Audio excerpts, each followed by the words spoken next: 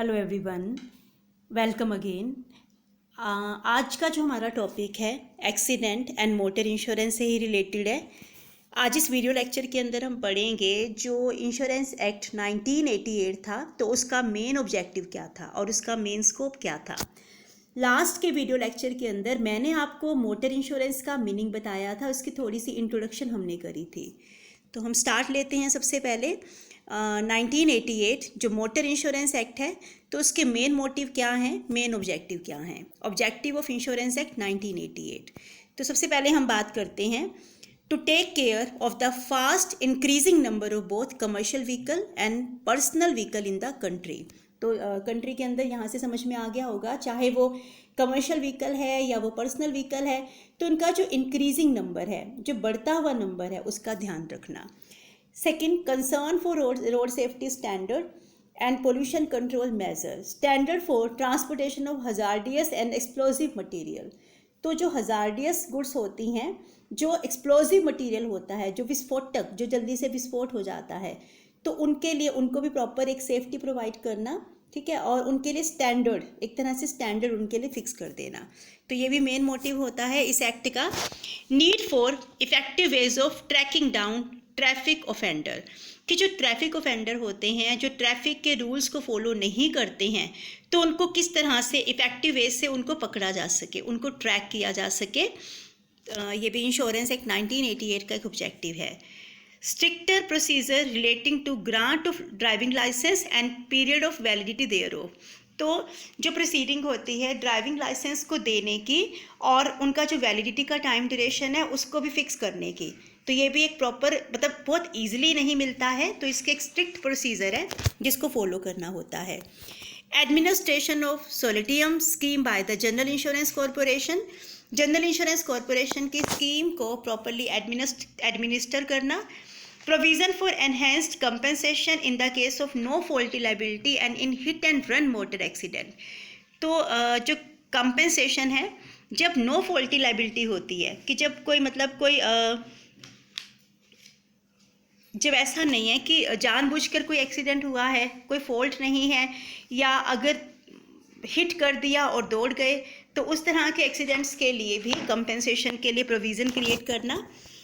Then इसके अलावा provision for payment of compensation by the insurer to the extent of actual ability to the victim of motor accident irrespective of the class of vehicle. तो payment चाहे वो two wheeler है या वो four wheeler है, तो उसमें insurer के थ्रू उनको कंपनसेशन पे किया जाता है जितनी एक्चुअल लायबिलिटी बनती हैं।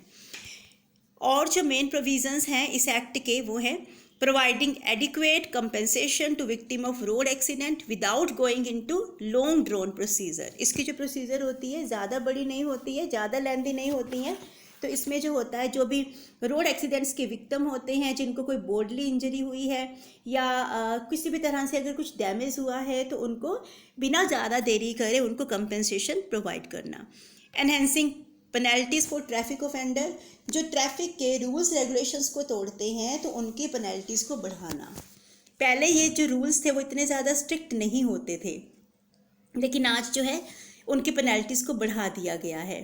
Increase in the compensation of the victim of hit and run cases, कि जो मार कर भाग जाते हैं, तो इस तरह के जो मामले होते हैं, तो उनकी उस केस में ज़्यादा कंपनसेशन प्रोवाइड करना। Increase the amount of compensation. Removal of time limit for filing of application by road accident victim for compensation, तो कंपनसेशन के लिए जो रोड एक्सीडेंट के विक्टिम्स होते हैं, जो एप्लीकेशन उनको फिल करनी होती है, तो उसके टाइम लिमिट को भी रिमूव कर दिया गया है। Punishment in case of certain offence is made stringent, अगर कोई ऑफेंस बहुत ज़्यादा क्रिटिकल हो जाता है, तो उस सिचुएशन में सिर्फ पेनल्टी ही इम्पोज नहीं की जाती है, रादर पनिशमेंट की भी जो है उसका भी प्रोविज़न है। Formula for payment of compensation to road accident victim on the basis of age income which is more liberal and rational. Compensation कैसे पे किया जाएगा वो डिपेंड करेगा कि पर्सन की एज कितनी है जो विक्टिम है, और कितनी उसकी इनकम है और कितनी उनकी एज है। Compensatory provision under the motor, तो ये जो मेन है जिसमें है कि जो पेमेंट होती है वो किस तरह से की जाती है, कि इसको और ज़्यादा लिबरल किया गया है, स्ट्रिक्ट किया गया है। जो रोड ट्रैफिक के जो रूल्स हैं उनको स्ट्रिक्ट किया गया है। देन नेक्स्ट टॉपिक आते हैं, दैट इज़ रिस्क का क्लासिफिकेशन।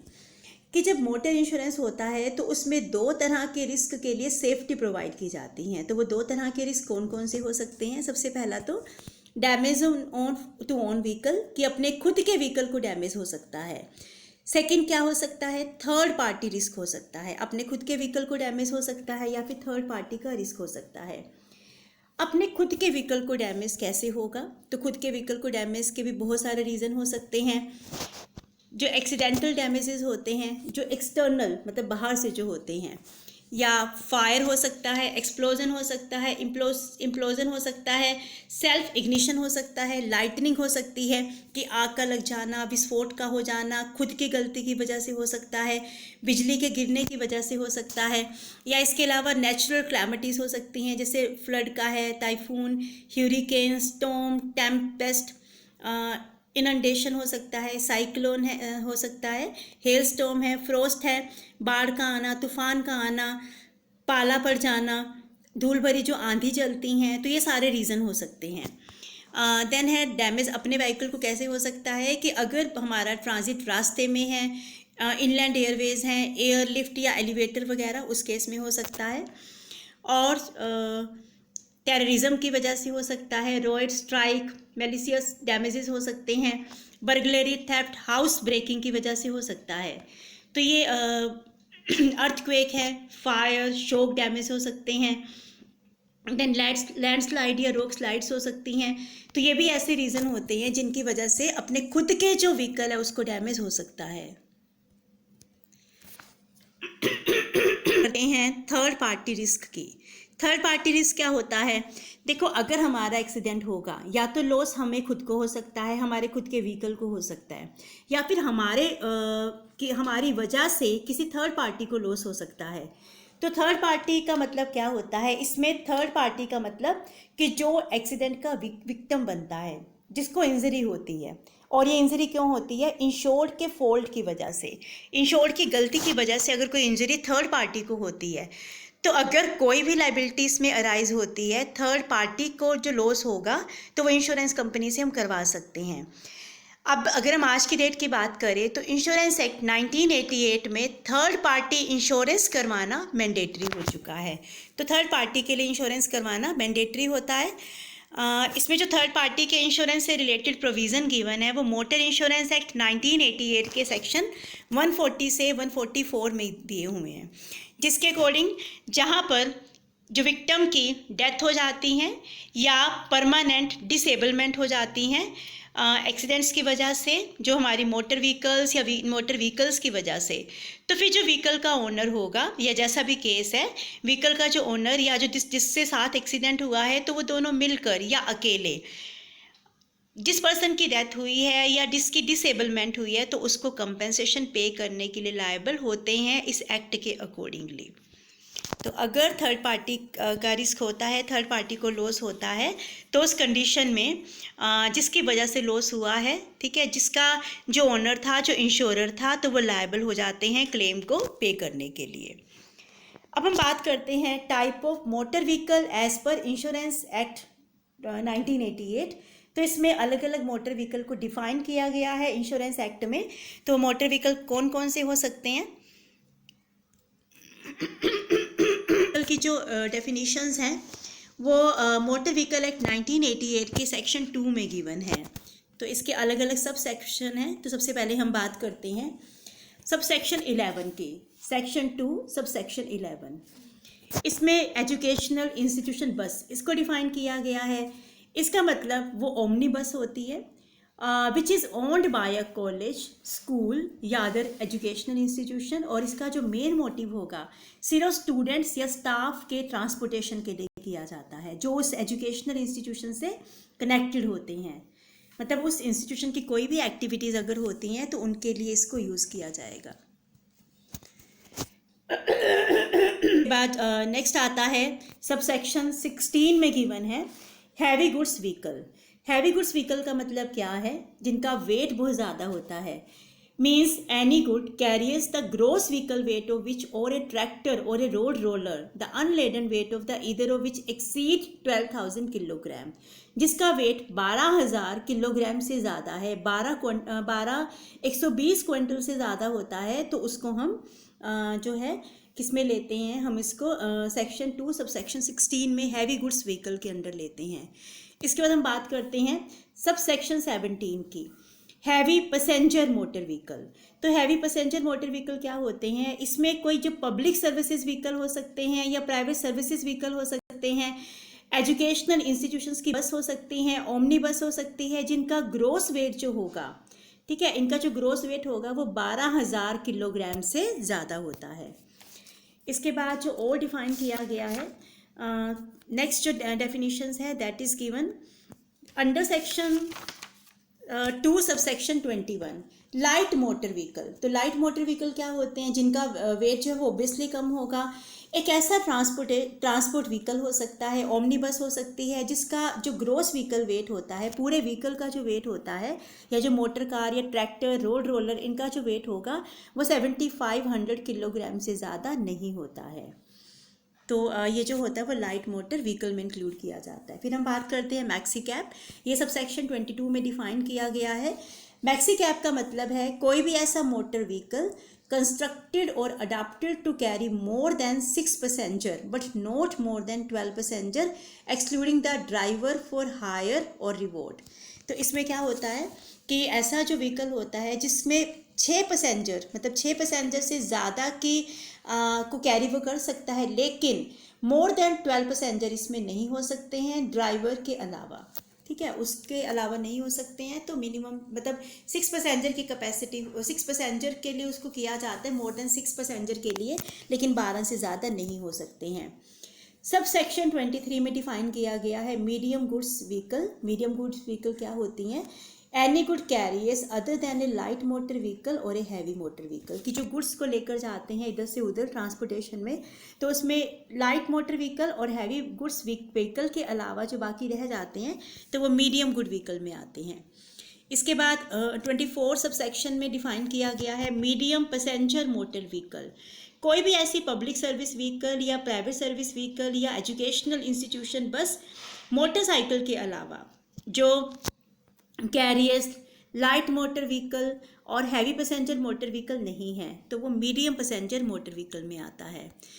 देन इसके अलावा सब सेक्शन 25 में डिफाइन किया गया है मोटर कैब को। मोटर कैब का मतलब कोई भी मोटर व्हीकल जिसको कंस्ट्रक्ट किया गया है, जिसको इस तरह से अडाप्ट किया गया है जो 6 पैसेंजर से ज़्यादा के लोगों को कैरी नहीं कर सकती हैं, और इसमें ड्राइवर जिसको हायर के बदले में, रिवॉर्ड के बदले में हमने लिया हुआ है, जिसको हमने ड्राइवर की तरह रखा हुआ है, तो उसको एक्सक्लूड करके 6 से ज़्यादा पैसेंजर नहीं होते हैं, तो उसको मोटर कैब बोलते हैं। नेक्स्ट आता है मोटर कार।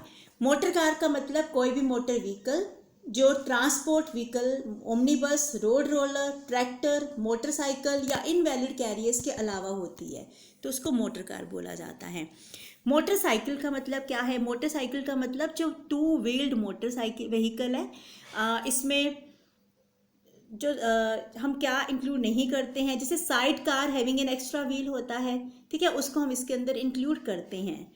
जो मोटर व्हीकल के साथ एक साइड कार लगी होती है, एक्स्ट्रा व्हील होता है, तो उसको भी मोटर व्हीकल के अंदर इंक्लूड किया जाता है। देन सबसेक्शन 29 में ओमनी बस का मतलब होता है कोई भी मोटर व्हीकल जिसको कंस्ट्रक्ट किया गया है 6 से ज़्यादा पर्सन को कैरी वो कर सकते हैं, मोर देन 6 पर्सन। सबसेक्शन 33 में प्राइवेट सेक्टर व्हीकल, तो कोई भी ऐसा मोटर व्हीकल जो 6 पर्सन से ज़्यादा के लोगों को कैरी कर सकता है ड्राइवर के अलावा, और जिसका जो मेन मोटिव होता है उसको इस तरह से डिज़ाइन किया जाता है कि ओनर के बिहाफ पर वो कुछ पर्सन को लाने का, ले जाने का काम करता है। वो पर्सन किससे रिलेटेड हो सकते हैं, ओनर के बिजनेस से रिलेटेड हो सकते हैं, ट्रेड से रिलेटेड हो सकते हैं, तो ये प्राइवेट सर्विस व्हीकल में आते हैं। नेक्स्ट आता है पब्लिक सर्विस व्हीकल। कोई भी मोटर व्हीकल हो सकती हैं जिसको बेसिकली पैसेंजर को कैरी करने के लिए, जिसमें maxi cab, motor cab, contract carriers और स्टोरेज कैरियर्स को इंक्लूड किया जाता है। सब सेक्शन 42 में स्टेट ट्रांसपोर्ट अंडरटेकिंग का मतलब कि जो रोड ट्रांसपोर्ट सर्विसेज प्रोवाइड करती है और इसकी जो ओनरशिप होती है सेंट्रल गवर्नमेंट या स्टेट गवर्नमेंट के हाथों में हो सकती हैं, कोई भी रोड ट्रांसपोर्ट उनके हाथों में हो सकती हैं। देन इनके अलावा किसी भी म्यूनिसिपल कमेटी के हाथों में हो सकती है, म्यूनिसिपल कॉरपोरेशन के हाथों में हो सकती हैं। तो ये जो लोग हैं जिला परिषद के हाथों में भी हो सकती हैं, ठीक है। अगर इनकी ओनरशिप है तो उसको हम पब्लिक सर्विस व्हीकल बोलते हैं। देन 47 सबसेक्शन में ट्रांसपोर्ट व्हीकल इसको डिफाइन किया गया है। ट्रांसपोर्ट व्हीकल का मतलब कोई भी public service vehicle, good carriers, educational institution बस या प्राइवेट सर्विस व्हीकल हो सकते हैं। तो बेसिकली इस तरह से हम मोटर व्हीकल को अलग अलग तरह से डिफाइन कर सकते हैं। लेकिन अगर हम इन सारे डेफिनेशंस को पढ़ते हैं तो हम कंक्लूजन क्या निकालते हैं कि बेसिकली जो मोटर व्हीकल होते हैं उनको हम 4 ब्रॉड कैटेगरीज में डिवाइड कर सकते हैं। तो वो 4 ब्रॉड कैटेगरीज क्या क्या हैं? पहला, प्राइवेट कार हो सकती हैं, कमर्शियल कैरियर हो सकते हैं, 2 व्हीलर हो सकते हैं और मिसलिनियस हो सकते हैं। तो प्राइवेट कार में तो वो होती है जो हम अपने सोशल डोमेस्टिक पर्पज़ के लिए हम जिसका यूज़ कर रहे हैं और इसकी ओनरशिप प्राइवेटली होती है। प्राइवेट कैरियर के अंदर हमने इसको रजिस्टर करवाया होता है और ये कमर्शियल यूज़ के लिए कमर्शियल पर्पज़ के लिए इसका यूज़ नहीं होता है, तो ये प्राइवेट कार में आता है। सेकंड, कमर्शियल जो कैरियर होते हैं इनका यूज़ कमर्शियल में किया जाता है, कमर्शियल पर्पज़ के लिए किया जाता है। इसमें public carrier, private carrier, goods carrying, motorize, 3 wheeler, ठीक है, इन सबको हम इंक्लूड करेंगे। अगर हम 2 व्हीलर की बात करें तो इसमें विद और विदाउट साइड कार हो सकती हैं जिनका यूज़ हम सोशल, डोमेस्टिक, प्लेजर पर्पसेस के लिए कर सकते हैं, प्रोफेशनल पर्पस के लिए कर सकते हैं। इंश्योर्ड एम्प्लॉय के लिए यूज़ हो सकता है, रेसिंग के लिए हो सकता है, स्पीड टेस्टिंग के लिए हो सकता है, तो ये 2 व्हीलर्स में आते हैं। मिसलिनियस जो ऊपर की तीनों कैटेगरीज में इंक्लूड नहीं होते हैं तो वो मिसलिनियस की कैटेगरी में आ जाते हैं। जैसे एग्रीकल्चरल या फॉरेस्ट्री व्हीकल हो सकते हैं, मोबाइल शॉप, कैंटीन्स वगैरह हो सकती है, सिनेमा, फिल्म रिकॉर्डिंग या पब्लिसिटी वैन्स वगैरह हो सकती हैं, डिलीवरी ट्रक्स हो सकते हैं। तो ये जो होते हैं मिसलिनियस या स्पेशल टाइप के व्हीकल्स होते हैं। एक गिलास था वो छोटे वाला, कहाँ गया? तो इस तरह से हम मोटर व्हीकल को 4 मेन पार्ट में डिवाइड कर सकते हैं। तो ये इस टॉपिक का एंड है। आई होप आपको ये टॉपिक समझ में आया होगा। Thank you.